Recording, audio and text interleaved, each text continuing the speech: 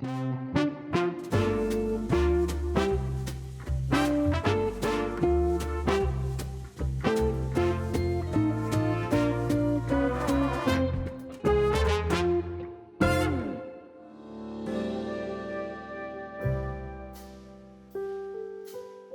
to ESG and the City, your go-to podcast for all things ESG and sustainable finance. We're here to keep you informed and inspired as you navigate the evolving world of ESG and financial services, all in under 10 minutes. I'm Maitrai, and I'm joined here today by our guest Alice, our resident subject expert on ESG and sustainable finance, regulatory developments, to dive into the EU's Omnibus regulation. Alice, would you like to take a quick second to introduce yourself? Yes, thanks, Maitrai. Hi, I'm Alice. I'm a manager within our Novartis Global Advisory practice, and I've been working with clients for the last 6 months on CSRD, and a pleasure to be here. Alice, this long-anticipated package is very much shaking up the ESG regulatory landscape here in Europe and abroad, and we're here to explore exactly what it means for financial firms, the broader sustainability agenda, and what practitioners should be doing next. Kick us off. What exactly is the Omnibus regulation and why was it introduced? Thanks, Maitrai. So the Omnibus regulation was a legislative package introduced by the European Commission to simplify existing sustainability regulations. The aim is to streamline reporting requirements under frameworks such as the Corporate Sustainability Reporting Directive, CSRD, the Corporate Sustainability Due Diligence Directive, CSRD, and the EU Taxonomy. The proposed changes should reduce the administrative burden by 25% for firms and save European businesses around 40 billion euros in compliance costs. And this streamlining is happening in a few key ways, right? So initially, the companies subject to CSRD reporting requirements were around 50,000 companies, but under the current Omnibus proposals, that number is expected to drop by around 80%. So essentially, around 4 out of 5 companies are now going out of scope. Another major change to call out is the proposed relaxation of the EU Taxonomy framework. As well as it becoming voluntary, firms now no longer need to report on all 6 environmental objectives simultaneously, only those that are most relevant to their operations. The impact here is that fewer firms now are required to disclose sustainability-related financial information, reducing the complexity of the reporting, but also potentially limiting transparency. So, Omnibus deals with the reporting burden issue really well, but it raises critical questions about the long-term impact on the sustainability agenda in Europe, cutting compliance complexity, but at what cost? Yeah, it's interesting you say that, Maitrai. Before the publication a couple of weeks ago, there was plenty of speculation around what Omnibus would actually deliver. Some hoped it would ease the compliance burdens, but without weakening the EU's green finance ambitions, and others sensed it was a step towards deregulation, undermining the sustainability standards that had been set by the EU. And after the release, this mixed response continued. So, for our listeners here, business groups have been largely welcoming of these changes, particularly of the reduction of compliance burden. For example, the European Roundtable for Industry had previously warned that CSRD was becoming administratively unmanageable. So in these situations, Omnibus is a step in the right direction. However, as with these things, not everyone is happy, and there are growing concerns around transparency, given that fewer firms are now required to disclose sustainability-related data. So the ESG decision-making may suffer due to the lack of reliable information. You're absolutely right. And from a practical point of view, a lot of firms have already made investments into regulatory compliance for things like CSRD. They've spent a lot of resources aligning with frameworks such as the ESRS, and this work may become less relevant. And this creates a lot of frustration and uncertainty around future and long-term planning when it comes to ESG reporting. So, essentially, the consistently shifting goalposts are very much harder for firms to justify the continued investment in the sustainability initiatives that they're making. So, given the reporting requirements and the dramatic shift that we're seeing, what really is then the long-term incentive to treat sustainability as a core business function rather than just a compliance exercise? The simplification that Omnibus proposes is very good to reduce the administrative burdens, but it does raise a lot of questions about this not coming at the expense of quality and effectiveness of sustainability reporting.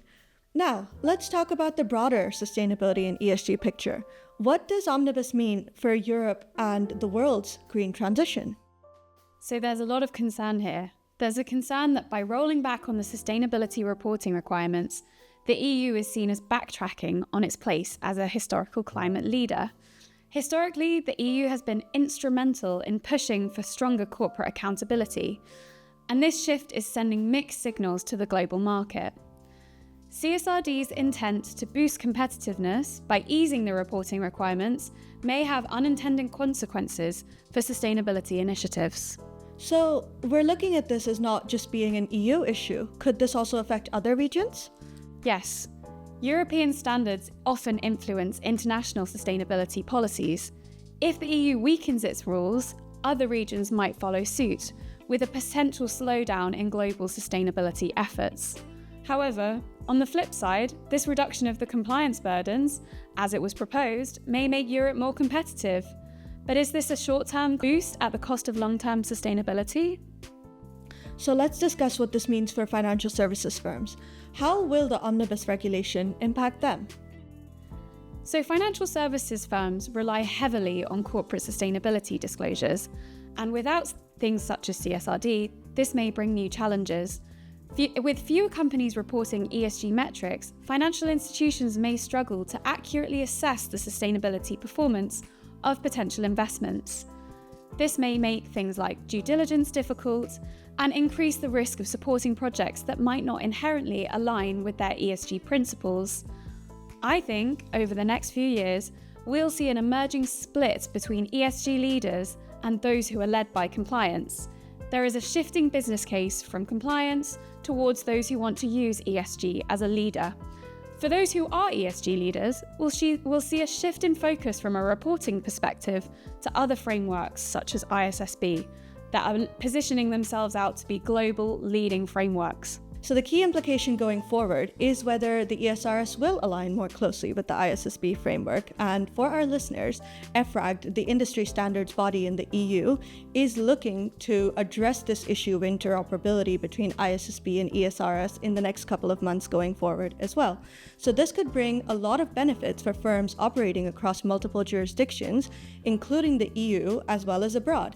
And for firms looking at compliance requirements from ISSB point of view in Australia, in Canada, in Brazil, and most recently in Japan, this could bring quite a lot of streamlining of reporting requirements that would be beneficial for them from a resourcing point of view as well.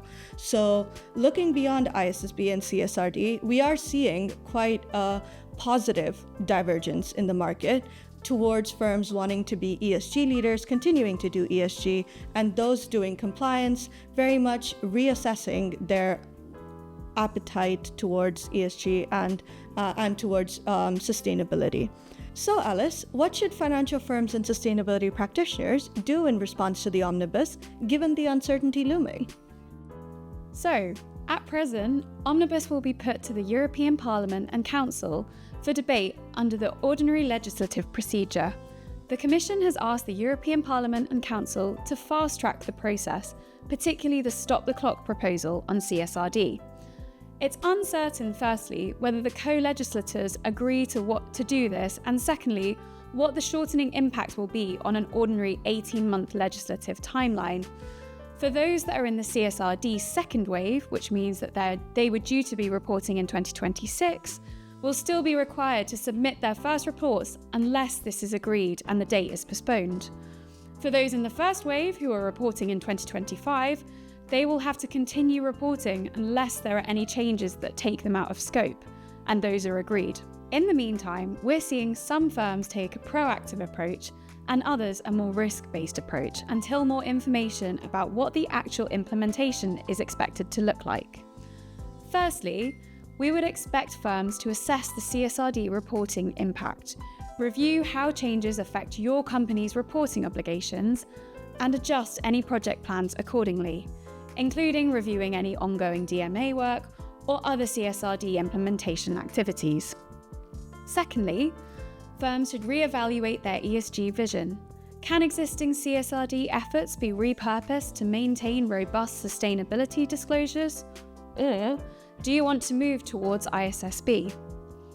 Thirdly, we expect firms to monitor regulatory developments. There are more changes coming down the line, and Omnibus itself is yet to be finalised. Finally, sustainability isn't just about compliance, but about long-term value creation. Continuing to prioritise strong ESG practices and staying agile will better position firms, regardless of regulatory changes.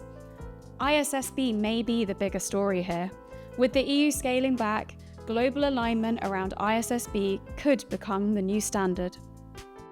So I think it's clear that this is a conversation full of more questions and sadly one which would require more time than we have fully to answer today.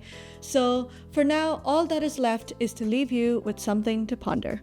Our question for today is, will the Omnibus regulation make sustainability reporting more effective? Or does it risk setting back Europe's progress in green finance? Thanks for tuning in to ESG and the City. If you found today's episode insightful, be sure to like, share, and subscribe wherever you get your podcasts. If you have questions or suggestions, do connect with us on LinkedIn at Novatus Global or reach out to us at esg@novatus.global. We'd love to hear from you. Here's Maitrai And Alice, signing off for now. Sustainably yours, Novatus Global. This podcast is a 2025 production by Novatus Global, researched and written by Alice Vaughan, Maitrai Palikar, and Lauren Chin, and presented by Alice Vaughan and Maitrai Palikar. Video and audio production by Thibaut Lacombe.